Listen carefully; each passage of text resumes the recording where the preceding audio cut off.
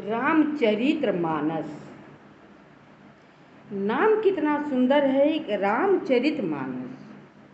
मतलब राम का चरित्र मानस के अंदर में बिठा करके इनका गुणगान करो तो मनुष्य को सारे पाप नष्ट हो जाते हैं।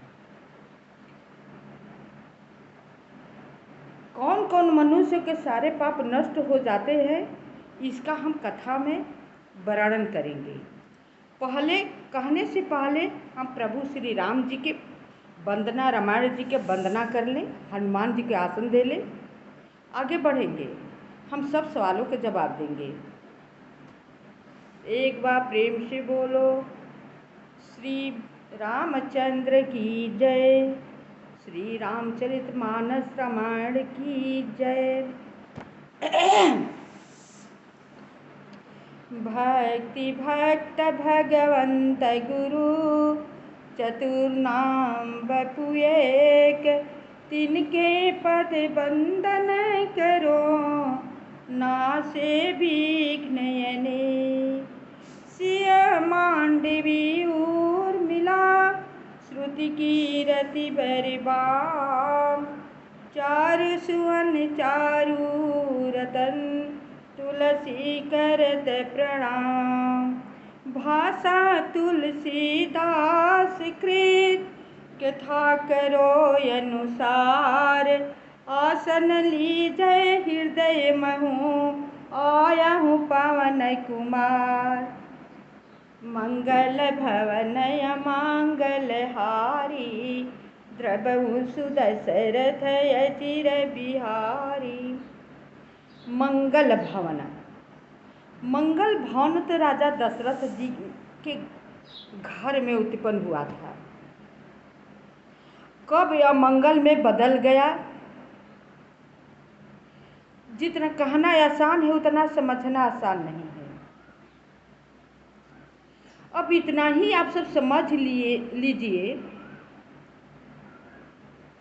कि जिस घर में पुरुषोत्तम राम ब्रह्म पिता परमेश्वर अवतार लिए हैं, जिस घर में साक्षात जगत जननी माता जानकी जी रह रही हैं, उस घर में क्या कभी अमंगल हो सकता है? नहीं हो सकता है। लेकिन इस पर आप सब कहेंगे कि उनके घर में तो अमंगल हो गया, क्योंकि राम वन को चले गए। राजा दशरथ जी प्राण अपना त्याग दे राम राम कहते, उनके कुल में कोई पाने देने वाला भी नहीं रहा। बात सही है, उनके घर में भी अमंगल हो गया। तो पुरुषोत्तम राम अवतार वो लिए थे मनुष्य रूप में। तो अवतार लिए थे केवल अपना मंगल करने के लिए नहीं, उस सबका मंगल करने के लिए अवतार लिए थे। जब अपना ही मंगल करने के लिए अवतार लिए होते तो उनके घर में मंगल नहीं होता, क्योंकि उन्हें क्या जरूरत थी जंगल में जाने की? कोई जरूरत न थी।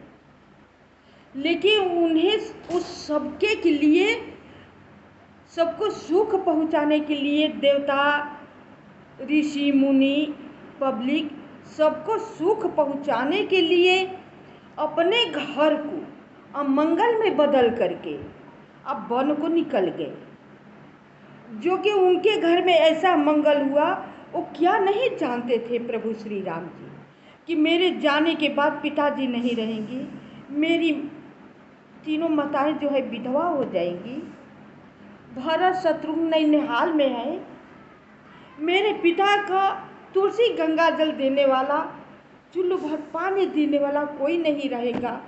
एक उनका चहल पहल मकान, ईश्वरीय मकान आज शमशान भूमि से भी बदतर है। शमशान भूमि में आदमी रहते हैं, उनके सारी हवेली शोकाकुल में डूबा हुआ है। क्यों? सबको सुख देने के लिए।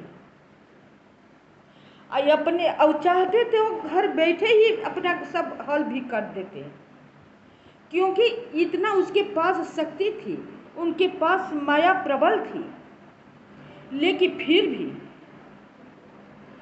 हम लोगों को सीख देने के लिए, समझने के लिए राम वन को निकले हैं। क्यों निकले हैं? अगर वो नहीं निकलते, इतना संघर्ष नहीं करते, एक करके नहीं दिखाते, तो हम अपने लोगों को ज्ञान नहीं होता। जब उतना वो किए हैं तब हम लोग अपने के लिए मर रहे हैं, और जब वही अपने के लिए मरे होते तो हम लोग क्या सीखते, क्या जानते, क्या करते? जरा आप ही सब सोचिए। और पतन होता और प्रलय का कारण बन जाता। लेकिन मनुष्य रूप में अवतार लेकर के इस सबको सीख देने के लिए, अपने के कष्ट सह करके सबको सीख देने के लिए, सबको शिक्षा प्रदान करने के लिए प्रभु श्री राम जी स्वयं अपने को इतना कष्ट सहे हैं। अपने लिए जरा गंभीरता से आप सब सोचिएगा कि अपने लिए वो क्या किए हैं हम लोगों के लिए। इसमें बहुत सारे रहस्य छुपा हुआ है। एक तो उन्होंने किया कि ये समझाने के लिए कि जो मनुष्य रूप में अवतार ये धरती पे ले चुका है, उसे नाना प्रकार के सुख दुख मिलेगा, तो दुख में ज़्यादा दुखी ना हो और सुखी में ज़्यादा खुशी ना हो। दोनों को बराबर सम लेकर के बैलेंस बना करके चलना होगा। दूसरी बात, सबको सुख देने के लिए अपने को बलिदान देना पड़े ना, तो हंसते हंसते दे दो। ये सीख दिए है, शिक्षा दिए है। वो उतना न करते तो हम लोग और न सीखते। इस रामायण में, रामचरितमानस में क्या चीज नहीं है, लेकिन इसे गंभीर से सोचेंगे, पढ़ेंगे, समझेंगे, अपने आप पर अमल करेंगे, तब ज्ञान होगा। ऐसे ज्ञान नहीं होगा। जैसे कि हम नाम नहीं रखेंगे, कमेंट में लिखा है कि जब रामचरितमानस पढ़ने ही से सब पाप धुल जाता है, तो राम रहीम आशा राम को तो सारा पाप धुल गया होगा। नहीं, सबका पाप धुलने का भी एक मतलब, कैसे हम आप सबको समझाएं, सीमित होता है। वो लोग पाप नहीं किए हैं, वो लोग महापाप किए हैं। तो हमने लिखा था पाप धुल जाएगा, महापाप नहीं लिखे हैं। और वो लोग पाप नहीं किए हैं, महापाप किए हैं। तो वो लोग रामचरितमानस क्या भागवत सुनेंगे ना, तो लोगों का पाप नहीं धुलेगा, जो कि सब पापों के धुलने वाला महाभागवत पुराण होता है। लेकिन वो लोग रामचरितमानस का महाभागवत पुराण सुने ना, तो उन लोगों का पाप नहीं धुलेगा, क्योंकि वो लोग पाप नहीं किए हैं, महापाप किए हैं। वो लोग जो दंड का अधिकारी है, वो दंड मिल रहा है। अब वो लोग अपना पापों का प्रायश्चित उसी तरह करेंगे, अभी भी कम है। उन लोगों के अधिक से अधिक जितना प्रताड़ित किया जाए ना, वो कम है, क्योंकि वो लोगों का पापों का प्रायश्चित बहुत दंडित किया जाएगा, तब होगा फांसी की। मेरे हिसाब से उन लोगों को फांसी की सजा दी जाए ना, तो कम है। अभी पापों का प्रायश्चित नहीं हुआ, ये तो यहाँ का भी बाकी है। अभी ऊपर न जाने कितने रौर और नरक बने हुए हैं पापियों के लिए, क्या क्या दुख सहना पड़ता है, क्या क्या प्रताड़ित लोग करते हैं यमराज दूत लोग। चित्रगुप्त सबका हिसाब अपने बही पर लिखे होते हैं। तो हम पाप का वर्णन किए हैं, महापाप का नहीं। जैसे कि हम अपने लोगों से पाप होता है। अब कहेंगे कि हम अपने लोग पाप क्या करते हैं, तो करते हैं पाप। एक झूठ बोलना बहुत पाप है।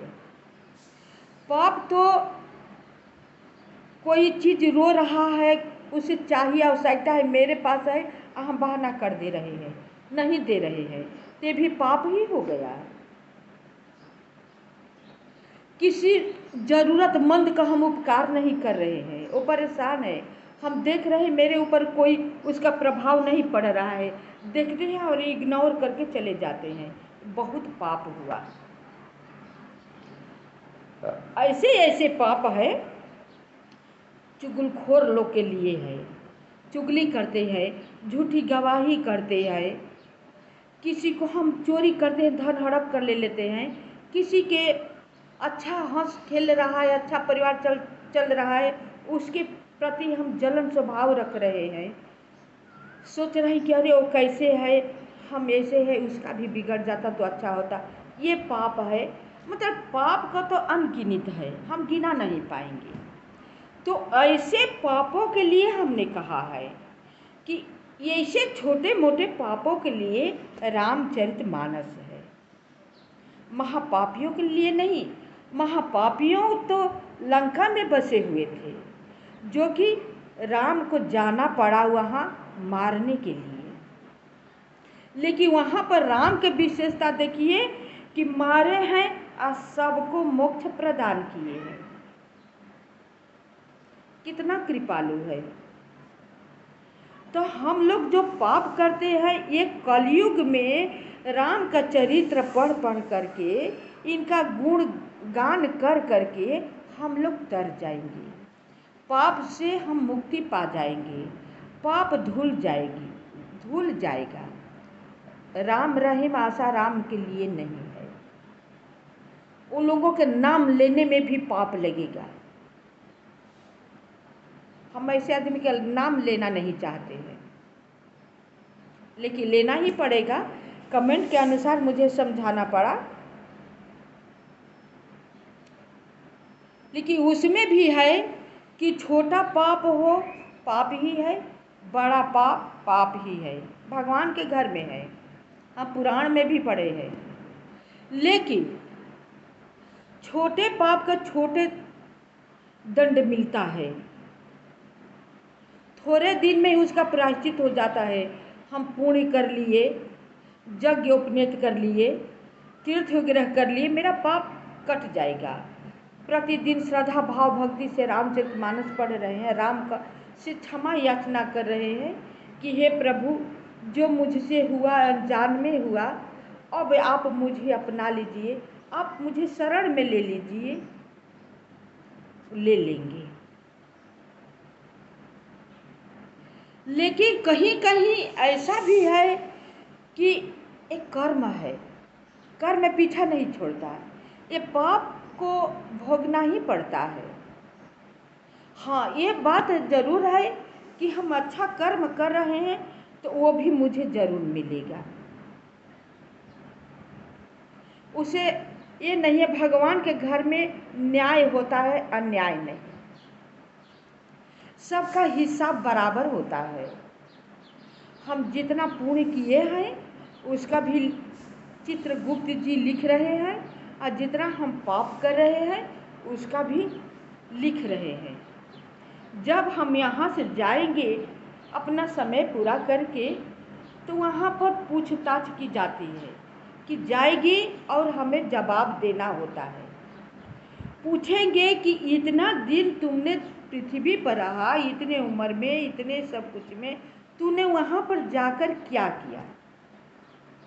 जो कि हम गर्भ में होते हैं तो गर्भ में ही हमने बहुत वादा करते हैं कि हे भगवान, इस नरक से हमें बाहर करिए। हम क्योंकि उस गर्भ में बच्चा बांधा होता है, थैली में रहता है, ऐसे बाहर आता था माता का प्राण निकल जाता, हाथ पैर चलाता, तो विधि के लीला हम क्या कहें। उसमें बहुत कष्ट होता है, छोटे छोटे कीटाणु होते हैं, वो काटते हैं तो बच्चा को दर्द होता था, ऐसे ऐसे चलता है तो माताएं का हल्कापन महसूस होता है, उसे आराम होता है, सब काम करने लगती है। वही जब बच्चा सुस्त हो जाता है, नहीं चल पाता है, तब माता का तबीयत खराब हो जाती है औरतों का। कहते बच्चा नहीं चल रहा है, हम क्या करें। लगता है कि हम कैसे आप सबको बताएं, माँ कितना कष्ट सह करके बच्चा पैदा करती है, जितना कहे उतना कम है। तो उसमें भी हमें वादा हम करते हैं, हे भगवान इस नर्क से मुझे बाहर निकालो, जल्दी हमें नर्क से बाहर निकालो। कहते हैं नहीं, अभी मैं नहीं निकालूंगा, अभी समय पूरा नहीं हुआ है। कहीं नहीं, समय पूरा हो और ना हो, मुझे निकालिए, मुझे बहुत कष्ट हो रहा है। मैं, हे प्रभु, उसी पर बालक कहता है, हे प्रभु मैं बाहर जाऊंगा तो आपको भजन करूंगा, कीर्तन करूंगा, सत्य संग करूंगा, दान करूंगा, पुण्य करूंगा। भगवान उसी में धिक्कारते हैं, नहीं ऐसा तुम कह रहे हो, जाओगे तो मुझे भूल जाओगे। लेकिन बार बार बालक कहता है कि नहीं भूलूंगा, मैं आपको आराधना करूंगा, आप ही में लीन रहा करूंगा। इसी पर एक भजन याद आ गया। बालक कहता है, जब हम रहली ओदर भीतर, भगति न बहुत सकारी,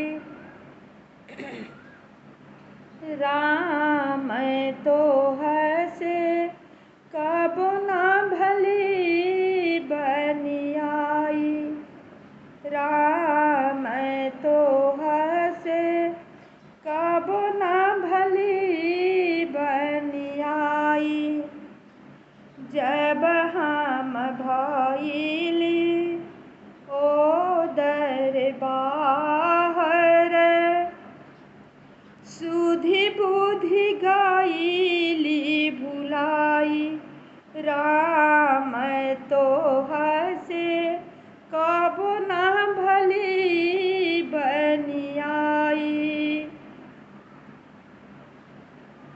कह रहा है बालक कि हम ओदर में थे, पेट में माँ के थे, गर्भ में बहुत हमने भक्ति सकारी, लेकिन जब हम बाहर हुए शुद्ध बुद्धि सब भूल गया। बाहर का हम चकाचौंध देखे, बाहर का नज़ारा दूसरा ही देखे, हम तुरंत ही सब भूल गए। तो कहते हैं कि बालक पैदा होता है तो क्या क्या करके रोता है, क्या क्या करके नहीं रोता है। वो कहता है कहाँ कहाँ कहाँ, मतलब हम कहाँ आ गए। इतना दुनिया का चकाचौंध में आ जाता है ना कि अब अंदर का उसे ध्यान नहीं रहता है। तो अब फिर क्या कहता है,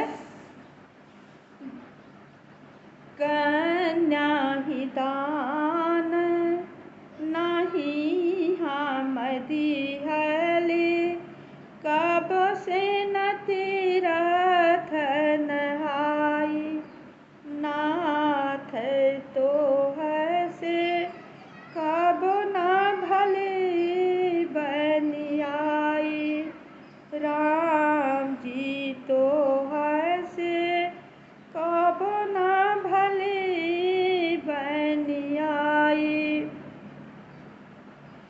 बड़ ही छोट नहीं हम जनली, सबका से कइली जवाब, नाथ तो हसे कब न भली बनियाई, राम जी तो हसे कब न भली बनियाई।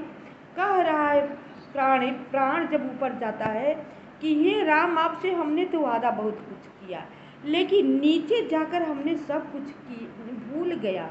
यहाँ तक कि हम कन्यादान कभी नहीं किए। कन्यादान देना बहुत धर्म होता है, कन्यादान नहीं किया, कभी तीर्थ नहीं करी, कभी गंगा नहीं नहाई, छोटो बड़ का न बड़ का लाज लिहाज, न छोट का आदर मान सम्मान किया। हम अभिमान के बस होकर के सबसे अकड़बाजी में हम जवाब देते रहे, अकड़ कर रहे। हम किसी को दुख को नहीं समझे, किसी को भावना को नहीं समझे, किसी को भावना का हम कुचल दिए।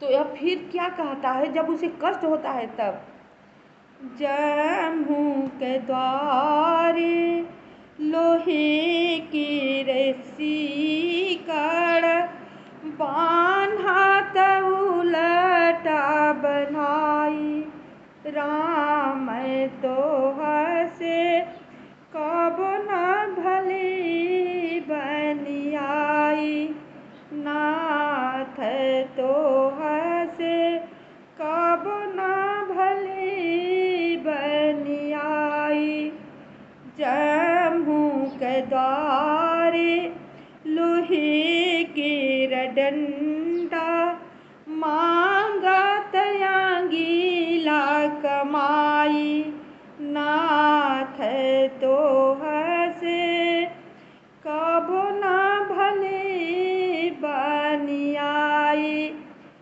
यमराज सीकड़ में उल्टा मुसुक चढ़ा करके बांध करके और लोहे का डंडा ले करके अपना कमाई पूछ रहे कि तूने मृतलोक में जाकर के क्या किया है। वही प्राण जो है कष्ट होता है तो कह रहा है कि यमराज के द्वारे ऐसी ऐसी चीज़ है, मांगत यंगीला कमाई, नाथ तो हसे हम कबो ना भली बनी आई। यही पाप से गादुर भैले उलटी की टांग टंगाई, नाथ तो हसे कबो ना भली बनी आई, राम जी तो हसे कबो ना भली बनी आई। बहुत जो प्राणी पाप किया होता है ना, उसी गादुर के योनि में जन्म मिलता है कि हमेशा अपना सब चिड़िया चुड़ुंग होते हैं, अपने घोंसला बनाते हैं, घोंसले में सही से जैसी उनकी मन मर्जी होता है वैसे रहा करते हैं, लेकिन गादुर अपने मन मर्जी जुग नहीं रहता है। कितना प्रताड़ित होने के बाद, पाप भोगने के बाद उसे पक्षी में जन्म होता है, उसे गादुर का जन्म दिया जाता है। क्योंकि हमेशा पेड़ की टहनियों में अपने दोनों पैरों की गहुआ फंसा कर लटका रहता है, वो चैन से नहीं रहता है, फिर भी प्रताड़ित होता रहता है। तो वही कह रहा है कि वही पाप से मैंने गादुर का जन्म पाया और उलटी की टांग टंगाई, नाथ तो हसे कबो ना भली बनी आई, राम जी तो हसे कबो ना भली बनी आई। तो पाप भी कितने प्रकार के होते हैं। छोटे मोटे पाप धर्म करने से टल जाएंगे, कुछ हो रहता है पूर्व जन्म का भी संस्कार रहता है जो कि हमें भोगना पड़ता है, हम नहीं जानते हैं। इस जन्म में आए, हमें अच्छा ज्ञान हुआ, अच्छे कुल खानदान में जन्म हुआ, मेरे राम की भक्ति में मन लग गया, हम करने लगे अच्छा कार्य। लेकिन जब मुझे कष्ट हुआ तो यही कहा करते हैं कि हमने तो हे भगवान कुछ बिगाड़ा ही नहीं, हमने किसी का अहित किया है नहीं, हमने किसी को कष्ट दिया नहीं, मेरे साथ ऐसा क्यों। जैसे कि ये बात हम भी कहा करते हैं, भगवान से शिकायत करते हैं जो कि नहीं करनी चाहिए, लेकिन प्रभु के माया जिस पर न व्याप्त, कहते हैं ऐसा क्यों। फिर जब पुराण रामायण पढ़ते हैं तो ज्ञान हो जाता है, जब ज्ञान हो जाता है तो अपने आप को धिक्कारने लगते हैं कि हम भगवान को क्यों दोषी ठहराए। वो तो कहते हैं, श्री कृष्ण जी कहते हैं कि हे मधुसूदन, जो मनुष्य धर्म करता है वो भी कष्ट सहता है, और जो पाप करता है वो बहुत सुखी रहता है। तो कहते हैं श्री कृष्ण भगवान जी अर्जुन जी से कि हे माधव, आज तुम्हारे देखने में और मेरे देखने में वो धर्म कर रहा है, अपूर्ण कर रहा है। जो पहले का पापी है वो पहले का बहुत पुण्य कर चुका है, जो कि उसका पुण्य इकट्ठा है, तो अपना पुण्य के अनुसार वो सुख कर रहा है। आज हमारे तुम्हारे नज़र में वो पाप कर रहा है, तो पाप का जो वो पाप है उसका घड़ा जो साइड में भर रहा है, उसका दंड मिलेगा, लेकिन उसका भी समय नहीं आया है। उसका भी समय आया है, जो पहले का पुण्य किया है, पूरे का घड़ा जो उसका भरा है, उसका वो दिया जा रहा है। वो अपना पुण्य का भागीदारी है, पुण्य के अपना सुख भोग रहा है। यही हम लोग नहीं समझ पाते हैं। और जो ये पाप कर रहा है, उसमें तो पाप हो ही रहा है, उसका पुण्य भी क्षीण हो रहा है। और जिस दिन उसका पुण्य पूरी तरह से क्षीण हो जाएगा, तो उसके ऊपर पहाड़, दुखों का पहाड़ टूट पड़ेगा, तो हाय हाय करके गिर जाएगा। अब उस समय कहेगा कि मैंने किसी का क्या बिगाड़ा, हमने तो कुछ बुरा किया ही नहीं। क्यों नहीं किया? तुम अपने जान में नहीं किया हो, हमसे तुम झूठ बोल सकते हो, सारे लोगों से झूठ बोल सकते हो, लेकिन जिसको दंड देना है, ऊपर तो बैठकर सबका हिसाब लिख रहा है, उस सबका हिसाब ले रहा है, पल पल पग पग पर का।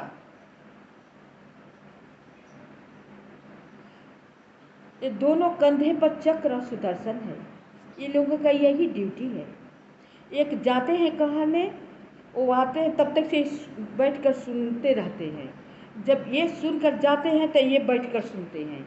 एक सेकेंड हम लोगों का फुर्सत नहीं है कि कोई काम ओझल इन लोगों से हम कर लें और हम वीर बन जाए। नहीं, मनुष्य के आँख, हम उसको आँख ओझल से हम कुछ कर सकते हैं, उससे हम चालाकी कर सकते हैं, उससे हम ऐड़बाजी कर सकते हैं, उससे हम जीत भी जाएंगे।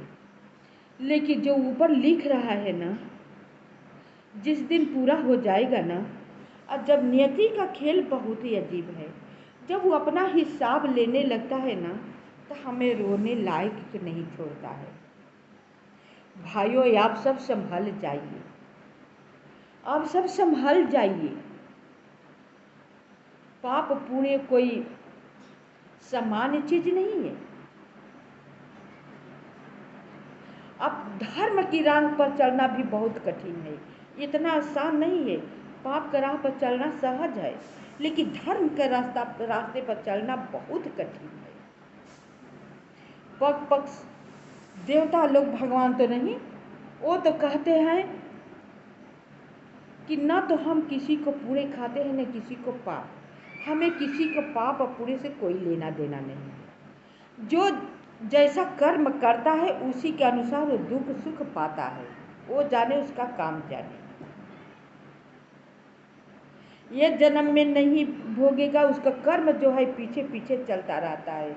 मुझे जन्म पर जन्म क्यों न लेना पड़ा, लेकिन हमें पाप का प्रायश्चित भोग कर ही करना पड़ेगा। जब तक से हम भोगेंगे नहीं, तब तक से मेरा पापों का प्रायश्चित नहीं होगा, ये समझ लीजिए। अच्छा, पाप ही होता है। बेटा बहुत नालायक हो गया, मुझे दुख दे रहा है, तो बेटा नहीं दुख दे रहा है, वो पाप जन्म लेकर के आया है, हमें कष्ट पहुंचा रहा है। बहू दुख दे रही है, बहू नहीं दुख दे रही है, मेरा पाप जो है दुख दे रहा है। हम बहुत रोगी रहते हैं, तो बीमार नहीं है, मेरा पाप बीमारी के रूप में मुझे दंडित कर रहा है। वो सोचता है पाप कि अब हमें कौन सा रूप में, किस रूप में, कैसा पाप है, थोड़ा है कि ढेर है, थोड़ा है कि ज़्यादा है, उसी के अनुसार अपना जन्म लेता है। अब मुझे प्रताड़ित करने लगता है, हम उसमें प्रताड़ित होते रहते हैं। अब फिर भी मेरी आँखों पर इतना माया का पर्दा पड़ जाता है ना, कि हम उसी में लिपटे रहते हैं। इतना प्रताड़ित होने के बाद हम राम के शरण में नहीं जाते हैं। मेरी ये कितनी दुर्दशा है। क्योंकि मुझे पापों का प्रायश्चित करना है, उसी अनुसार मुझे बुद्धि हुई है। ये भगवान का कृपा से, बहुत प्रभु की कृपा, असीम कृपा होती है, तो हमें भगवान सद्बुद्धि देते हैं। अच्छा, सद्बुद्धि में आप सोचेंगे उनका बुद्धि अच्छा है, उनका बुद्धि अच्छा है, नहीं। बुद्धि भी 3 प्रकार की होती है। एक बुद्धि होती है जो कि हम लोग बका बका करते हैं, बोलते हैं, जो आता है वो कह देते हैं। एक सद्बुद्धि होती है जो कि संत लोग के पास होती है, और एक सद्बुद्धि होती है, एक सद्बुद्धि होती है जो कि संत लोग के पास होती है, और एक विवेक होता है, वो महासंतों लोग के पास होता है, कि वो लोग जो बाणी कह देंगे, एक एक बाणी वो लोग को ये अमूल्य कीमत का है, कहेंगे वो सत्य हो जाता है। क्षमा कीजिएगा, हम कथा बहुत लंबा हो गया। आप सब पूरा सुन करके कमेंट भी लिखिएगा, समझ करके कि कैसा लगा।